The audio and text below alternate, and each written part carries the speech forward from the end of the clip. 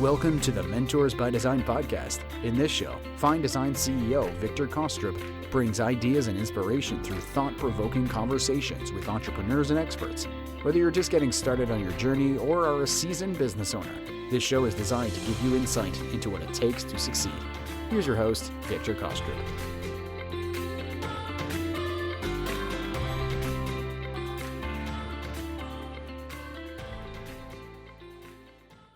Hey guys, Victor here, and it's another episode of Mentors by Design. We all have this idea in our heads about what success looks like, how it feels, what it means. But don't you agree sometimes we get so caught up imagining this specific picture of what our lives and careers are going to look like when we finally make it, that we ended up overlooking some of the truly important pieces of the journey. So today, I invited Mansoor Khatib to be the guest of my podcast so we could have truly open and honest conversation about what really happens behind the curtains. Mansoor, welcome. Thank you. Thank you for the opportunity to speak and be invited in this program. Are you excited, Mansoor, to I share love- with people? Because it's something that I notice about you. We don't know one another for a long time. I mean, it's like we were well introduced by people that we mutually known in a circle of Mission Matters, and but something that I notice about you immediately, that you're a humble man. Because when somebody introduced me to you, they said, well, he's very successful person. He had many businesses, he owned many businesses. And then when I talk to you, you're like opposite of the people who brag.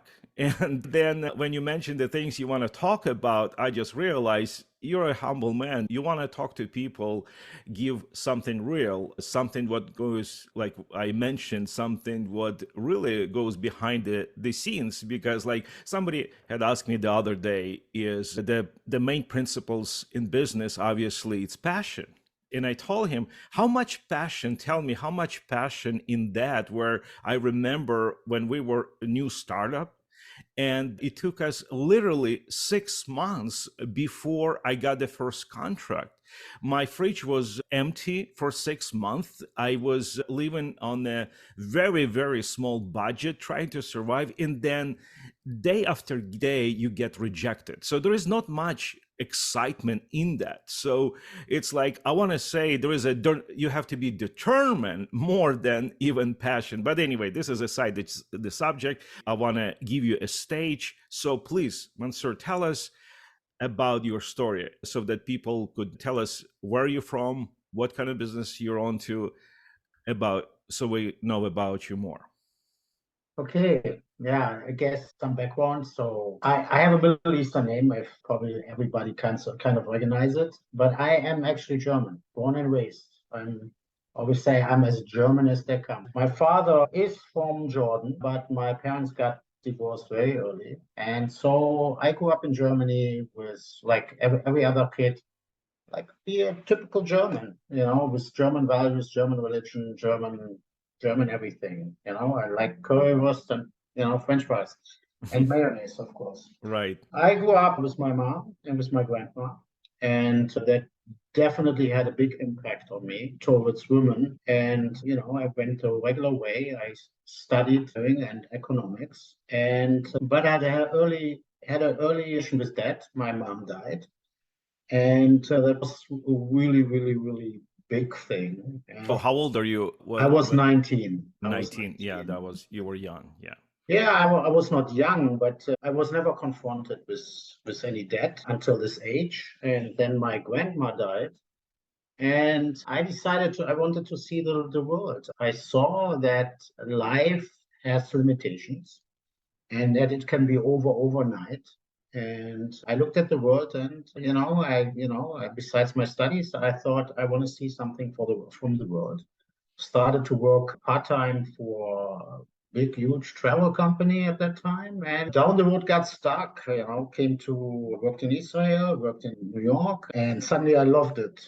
and all those people and all those new destinations. And over time, I worked in many, many countries, dealt with many, many cultures, and really did not do anything in my job for years in what I learned, electroengineering or economics, was not a part of my professional life in the first 15 years. Let me put it this way.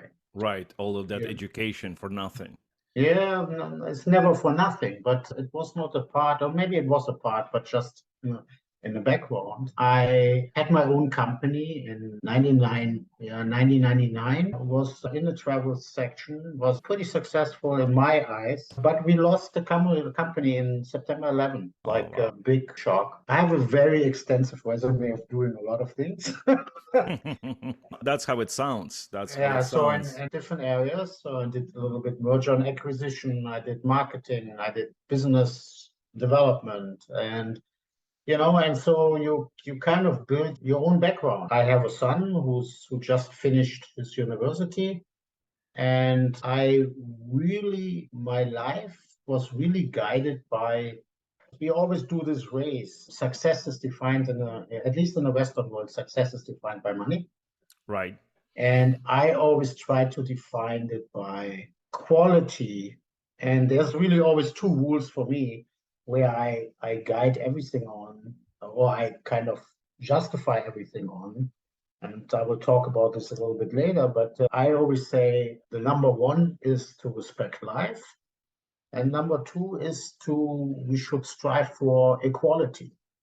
Hmm. And And maybe yes. that's for another time, but what kind of meaning you put for quality? Because you said money is not important, but then what kind of quality we can build without money? Or Yeah, so I'm not saying money is not important, but it should not be the most important. That's what I mean. That's why I said the quality, in other words, you could have a nice house. It's a of course, 3,000 square feet house somewhere in the neighborhood of New York, and you have a nice job, not like very well paid, like in the neighborhood of say 500,000, but you are still making a good 100,000, and then your kids doing good at school, and all of a sudden you have a desire for a bigger house, for much more cars, more house square footage. Is that what you're referring to, like money versus quality? I give you an example. I lived in Arizona on the countryside, almost the countryside, a little bit outside of Phoenix. And we had a huge house, we had a swimming pool, and I don't know, whatever you said, 3,000 square foot. And, See how and well, I guess. And yeah, that's like the standard. And everything was nice. But you know what? My wife and I, we literally wanted to come back to Los Angeles and rather live in a two-bedroom little apartment because life was just more exciting. Mm, And interesting. and you had more people, more culture, more other things.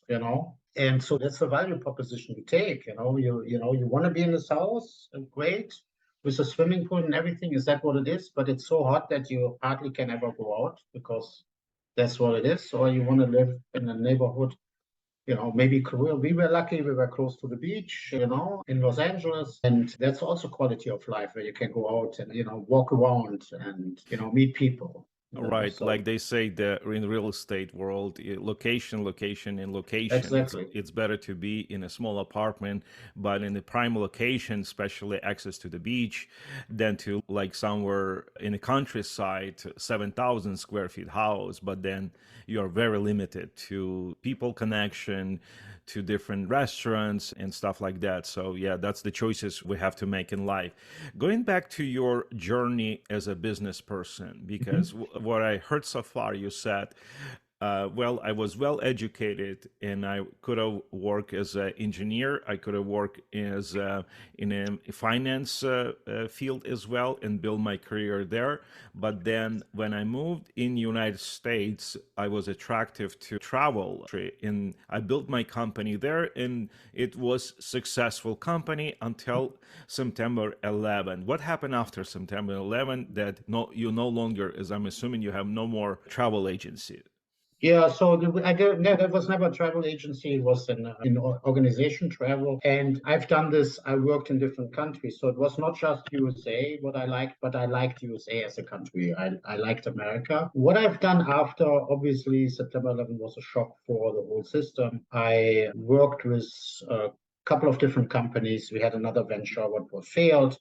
And I always say every failure is an opportunity to learn. In the end, after I did many things in around 2010, I decided to go back to my roots and get involved in some technical things again. And I actually started large solar projects, what I did for a while.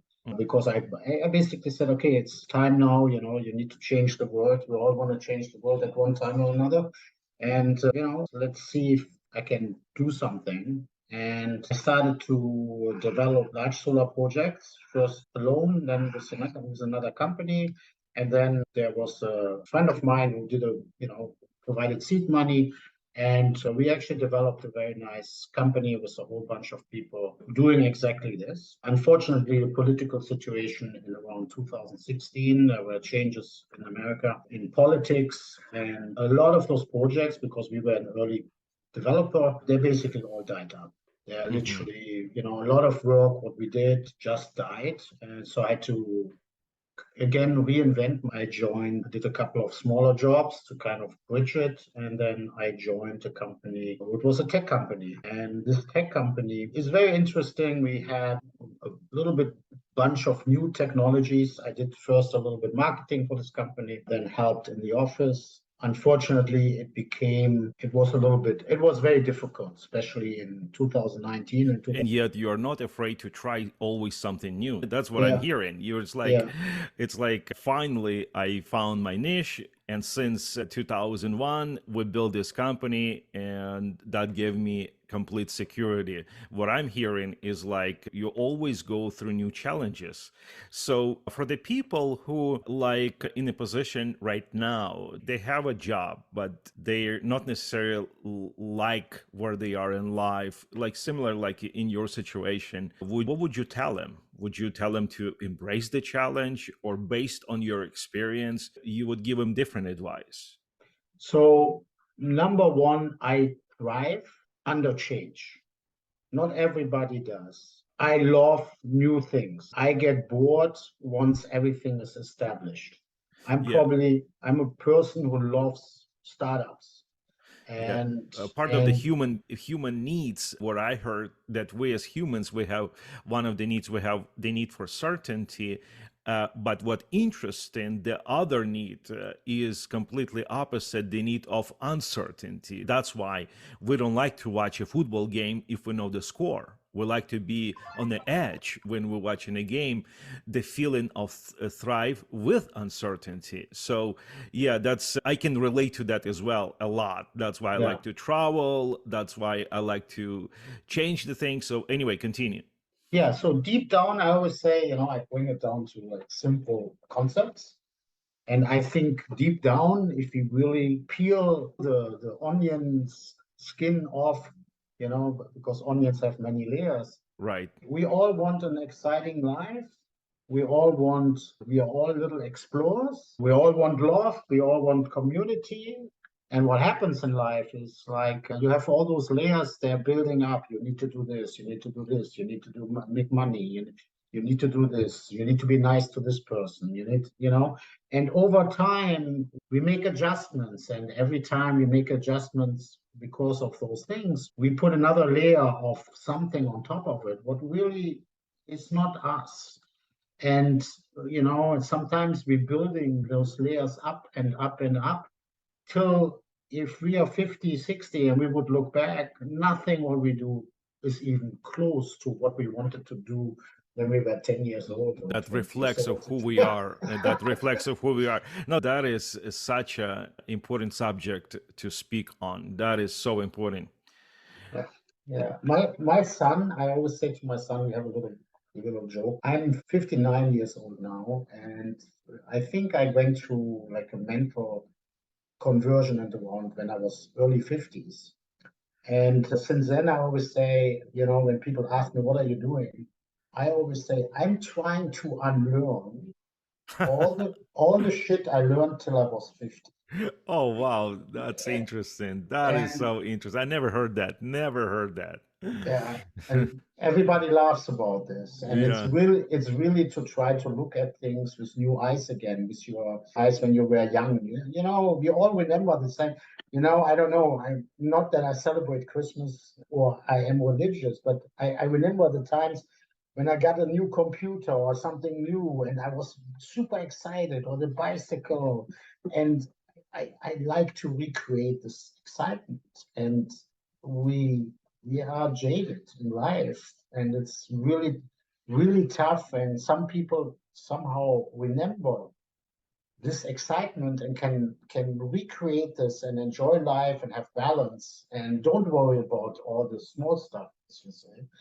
And some other people just get bitter and more bitter because they don't have this, or they don't have this, or they don't have this. Money is important in the sense that we need to live. It's a system we're But adapting to. yeah, but we don't want to be a slave to Exactly. yeah, to that. Yeah, by covering ourselves with more layers, referring Yes. to that onion. Yeah. Yes, and that's where I look at life and try to just have balance. For me, balance is the most important thing. It's not necessarily that everything is super exciting. When I say exciting, it's not that I'm not excited about life. I mean, I don't need to drive the fastest car tomorrow. You know, I just don't.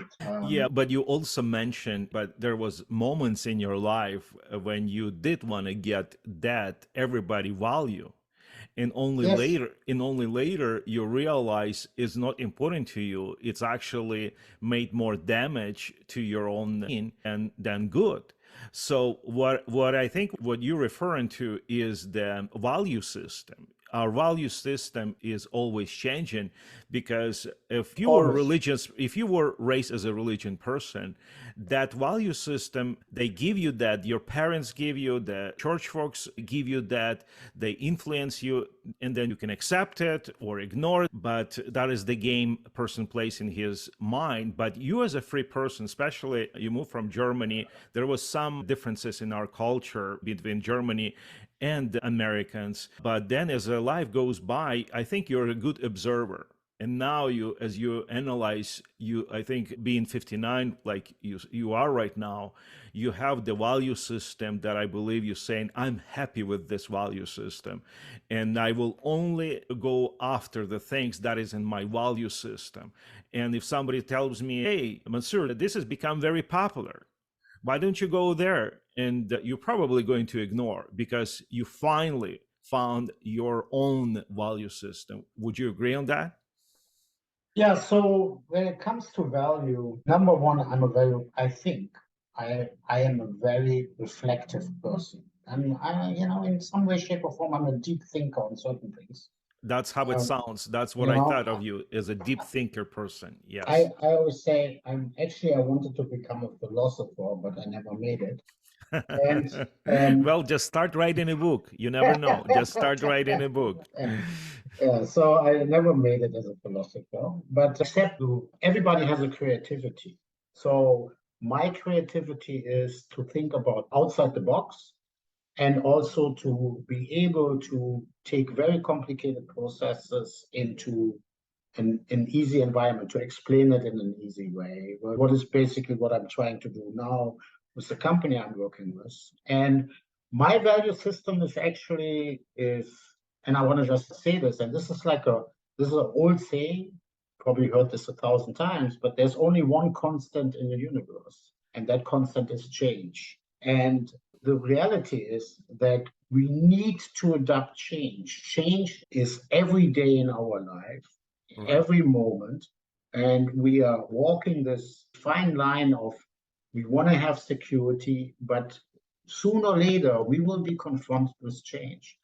When my mom died, I took this decision that I will take change and embrace it.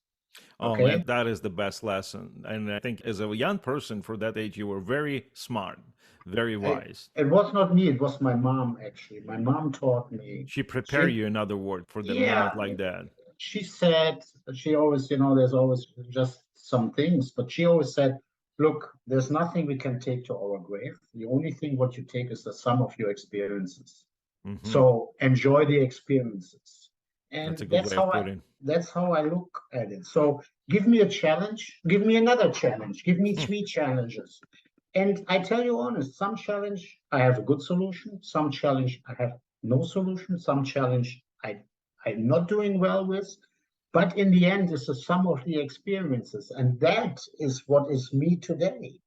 Right. Without those experience, as more experience I can take in any way, shape, or form, as more that human being, what's me right now, is the reflection of all those experiences. So my travel, my interaction with different cultures, my different work experiences, even in many jobs, my thinking, my reflection, my thinking about philosophy or religion, whatever I did, this is me today. Right. And I'm changing constantly. Whatever I was 5 years ago, I'm not that person anymore. I'm similar, but from the value system, I'm not that person anymore. Speaking of the change, we did mention about the value system and the word change. Is the meaning of the life has ever changed for you, or did you find the meaning in general to begin Yeah, with? so no, I don't know if I found the meaning of life. Still looking for. I'm still looking for, and I'm probably, so I can tell you, for example, for religion, I grew up Catholic. I always make a joke. I was born Muslim, grew up Catholic, became a Buddhist. Then I became Oh, that's an an interesting story. I became an atheist, and I still don't know what I'm going to be in 10 years. And so it's a reflection of the journey. The Uh-huh. journey is, and if there's something about life, it's about the journey. The journey is Right. important, and the value system, what you put behind the journey. And I said that before, Kim, I said for me, when you peel down the onion, if you live and interact with other beings, with the environment and everything, for me, it's in the end respect life and equality. Those Hmm. all comes down, and all this other stuff is stuff in the decision process. And you can make decision also for business to adhere to those values, or create your, or have your creativity, or have your outlet. So the Hmm. company right now I'm working with, we develop IP, intellectual property and patents, and we are in a very exciting field. We work. We have a 3D chip. We have patents on a 3D chip. What could be revolutionary? Wow, I'm Will it? very, very happy to hear. That's finally you're reaching your security in life. I About don't know if it's security, but it's excited, it's excitement. exciting. No, for sure. Yeah, see, security for you is not goal. You are looking for experience. That's what you said. Exactly. You will go True. from experience to experience, but this moment in life, I could tell you enjoy. You enjoy.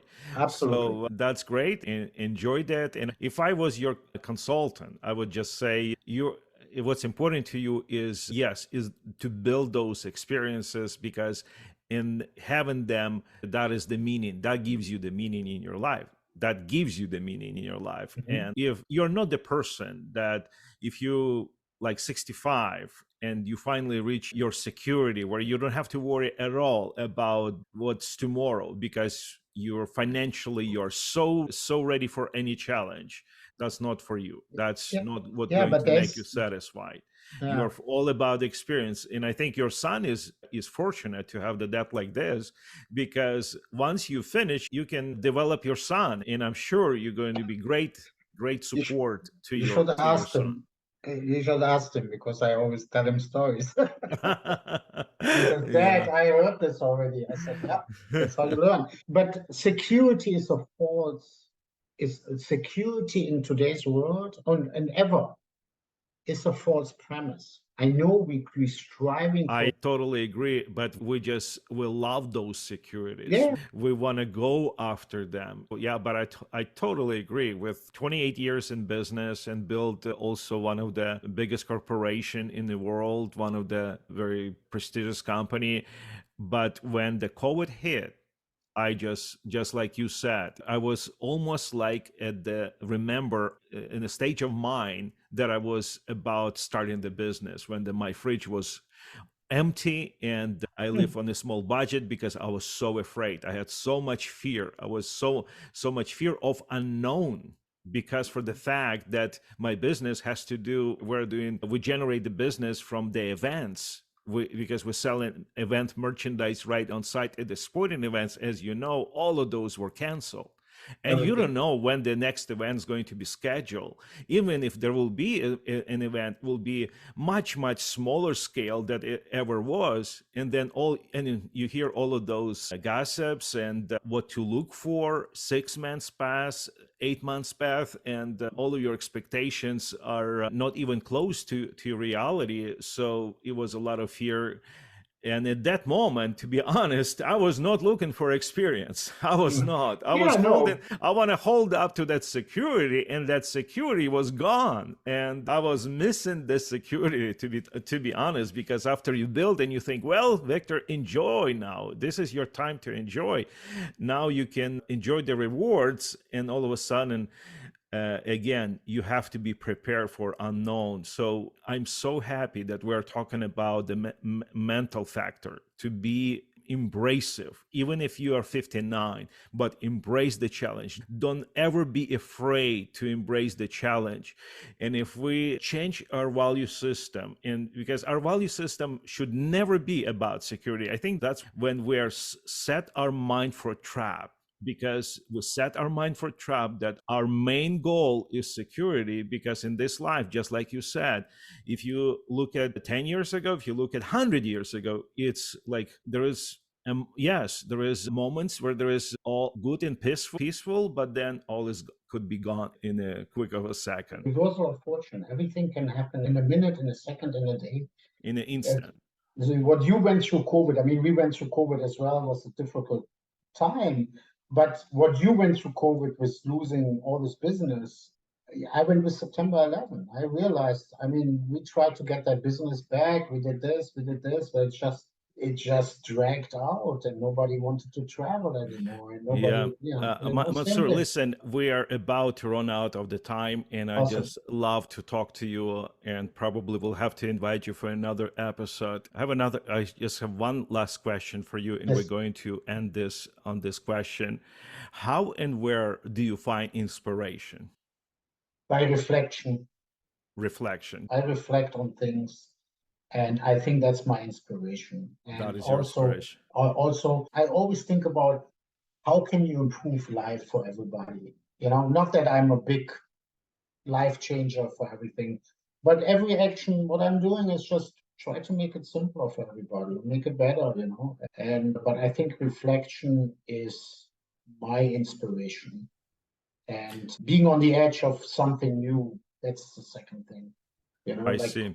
Well, guys, we all heard many lessons, and we can take them or we can ignore them. And like most people get hung up on how their life will change if they take the risk, start the business, live the safe path, which we talk with Mansour about. But what are you risking if you don't make those changes? Think about that. What are you risking if you don't make the changes? So embrace the challenge. Just what Mansour said, and I just want to emphasize, because I can relate to that so much. Embrace the challenge, and I recommend visit us, find us on themissionmatters.com. You can find a large library with Adam Torres podcast, and there is so many, and we would like to have you back again with us. And Mansour, thank you. It was great time talking to you. Thank you. It was great. I probably have some reflection about this talk. All right. Thank you very much. Thank you. Bye-bye. Bye-bye. We hope you've enjoyed this episode of the Mentors by Design podcast. This show is sponsored by Fine Designs. Learn more about how Fine Designs can supply apparel for your events at finedesigns.com.